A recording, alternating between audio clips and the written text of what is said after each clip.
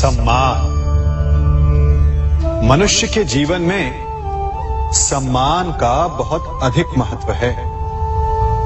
वो उसे अपने हृदय, अपने मन से जोड़कर रखता है। कदाचित इसीलिए हम शत्रु के सम्मान पर चोट पहुंचाते हैं ताकि उसे पीड़ा पहुंचाई जा सके। परंतु ऐसा करने से सावधान रहे मित्रों। शरीर पर लगी चोट मनुष्य भुला सकता है, परंतु उसके सम्मान को लगी चोट उसे जीवन भर पीड़ा देती है। और स्त्री के मान सम्मान पर लगी चोट उसे उस सीमा तक ले जाती है जहां उसे केवल प्रतिशोध दिखाई देता है। यदि अपने शत्रुओं को जीतना है तो प्रेम से जीतिए, अपने कर्मों से जीतिए। उन्हें अनुभव करवाइए कि उनसे भूल हुई है। किसी के सम्मान को ऐसी चोट ना पहुंचाइए कि वो आपका नाश करने पर उतर आए। स्मरण रखिए, किसी का अपमान करके आपके हृदय को कदाचित थोड़ा संतोष आ जाए, परंतु उस अपमान से आप कई हृदयों को आघात पहुंचाते हैं और अपने लिए एक शत्रु और बढ़ा लेते हैं। हम सब शीघ्र ही सफलता चाहते हैं, ढेर सारी संपत्ति और सुख चाहते हैं, और ऐसे में कई बार हम छोटे मार्गों का चयन कर लेते हैं। वो मार्ग जिनमें परिश्रम नहीं होता, जिनमें होता है तो केवल छल, कुटिलता और भाग्य का सहारा। जैसे कि जुआ। कोई जुए के खेल में धन लगाता है, कोई दांव लगाता है और ये भूल जाता है कि जुआ ऐसा दलदल है कि जिसमें एक बार गिरे तो सर्वनाश से पहले निकलना असंभव है। यदि आप जीते तो और जीतने की भूख बढ़ जाएगी, और यदि आप कुछ हार बैठे तो उसे पुनः पाने के लिए आप फिर से खेलेंगे। मनुष्य को ये आभास ही नहीं होता कि अपनी संपत्ति के साथ साथ वो अपनी मानवता, अपने संस्कार, अपना धर्म और अपना उत्तरदायित्व तक सभी जुए की भेंट चढ़ा देता है। इसलिए कुछ पाना है तो परिश्रम से पाओ। यदि कुछ जुए में जीता तो वो उतना शीघ्र ही खो दोगे, चूंकि उसे परिश्रम से पाया नहीं गया है, और उसकी रक्षा करने के लिए आपके मन में स्वाभाविक प्रयास भी नहीं होंगे। क्षमा बढ़न को चाहिए, छुट्टन को उत्पाद। क्षमा इस संसार में शांति का, सुख का मूल आधार है। क्षमा आपके मन से प्रतिशोध और शत्रुता जैसे भावों को समाप्त करती है। परंतु क्या हर स्थान पर क्षमा आवश्यक है?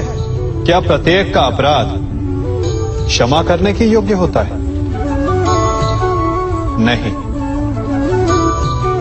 कभी कभी उसे क्षमा करके हम उस व्यक्ति को और बड़ा अपराध करने की प्रेरणा देते हैं,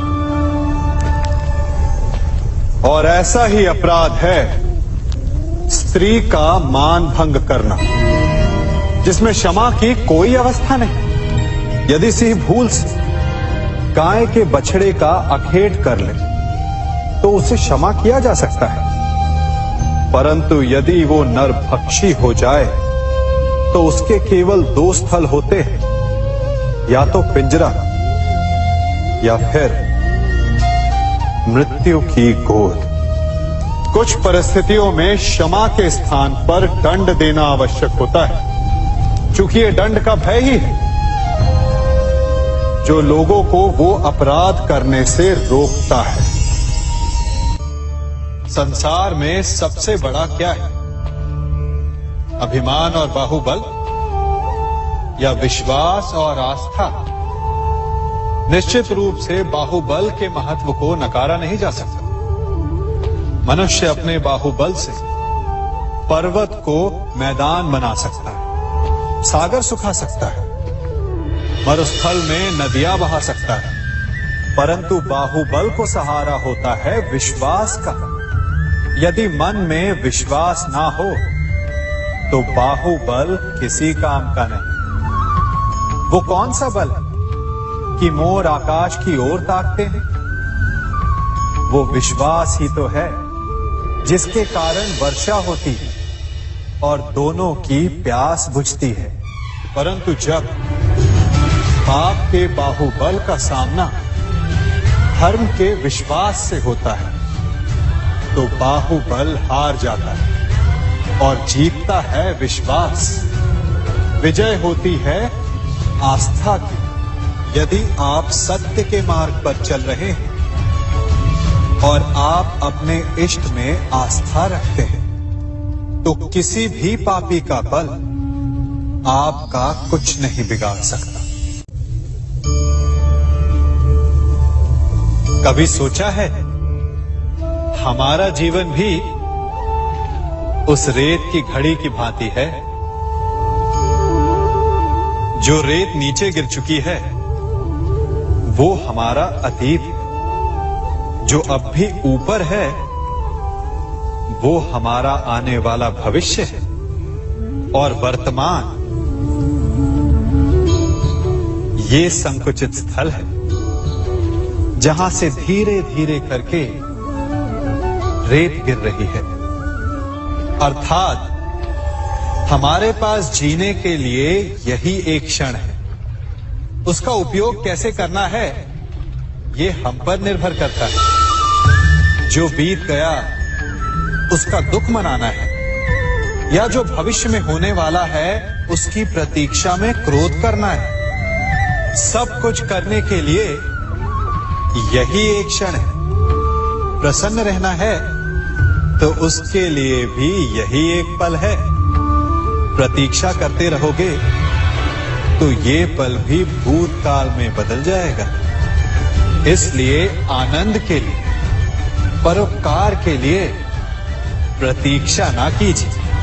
आपके पास जो पल है उनका भरपूर सदुपयोग कीजिए, क्योंकि इस घड़ी को पलटकर आप फिर से समय अवश्य गिन सकते हैं, परंतु अपना बीता हुआ समय आप वापस नहीं लौटा पाएंगे।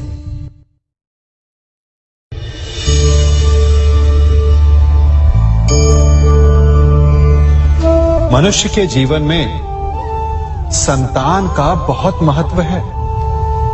उस संतान के लिए वो कितने कष्ट सहता है, उसे पालता है, पोसता है, और यदि यही संतान संताप का कारण बन जाए तो क्या ये उसका दोष है? अधिकतर ये दोष हमारे लालन पालन का होता है। बचपन में बालक के हठ को मानकर हमें आनंद की अनुभूति अवश्य होती है, परंतु धीरे धीरे अपने बालक के हठ को मानकर उसके हठ के दास हो जाते हैं। एक हठी उद्दंड और असंस्कारी संतान उस सूखे वृक्ष के समान होती है कि यदि जिसमें आग लग जाए तो वो सारे वन को भस्म कर डाले। और स्मरण रहे, जब उसमें अग्नि लगती है तो सबसे पहले वो स्वयं के घर को ही भस्म करती है। इसलिए जब आवश्यकता हो तो अपनी संतान के हठ का विरोध करें, उसे रोके, क्योंकि यदि समय रहते ऐसा ना किया गया तो भविष्य में इस समस्या के परिणाम गंभीर हो सकते हैं। प्रतिज्ञा, वचन, ये सब मनुष्य ने समाज को सही दिशा में रखने के लिए बनाए हैं। वो मनुष्य ही क्या जिसके जीवन में नियम ना हो, जिनका वो पालन ना करे, परंतु समय के साथ चलने के लिए नियमों को बदलना भी आवश्यक होता है, क्योंकि ये आज का समय ही तो है जो बीत जाने के पश्चात इतिहास बन जाएगा। यदि आवश्यकता पड़ने पर नियम और प्रतिज्ञा भंग ना की जाए, समय की मांग के अनुरूप अपनी प्रतिक्रिया ना बदली जाए, तो इतिहास हमें कभी क्षमा नहीं करेगा।